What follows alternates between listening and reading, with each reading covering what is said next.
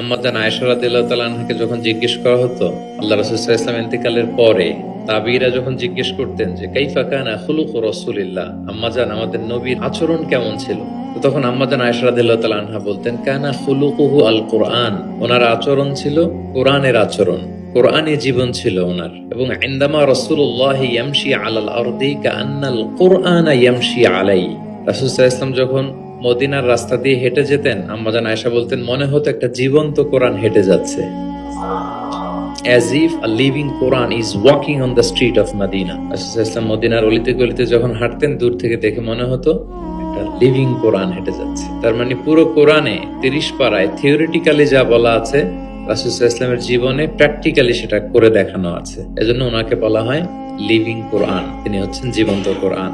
এবং এই কোরআনকে রিসিভ করতে যে তিনি অনেক কষ্ট সহ্য করেছেন, আমরা জানি। তিনি কোরআনের ভার বহন করেছেন। কোরআন কিন্তু খুব হেভি একটা বাণী, যেন তেন কোনো কথা নয়, এটা আল্লাহর কালাম। এজন্য আল্লাহ তাআলা বলছেন ইন্না সানুলকি আলাইকা কওলান সাকিলা, নবী হে আমি খুব ভারী হেভি ওয়েট বাণী আপনার কাছে নাজিল করতেছি। এটা সাধারণ বাণী না। ওটের উপর বসে থাকা অবস্থায় যখন রাসূল সাল্লাল্লাহু আলাইহি ওয়াসাল্লামের উপর কোরআন নাজিল হতো, ওট মুহূর্তের মধ্যে দাঁড়ানো থেকে বসে যেত, ভার সহ্য করতে না পেরে।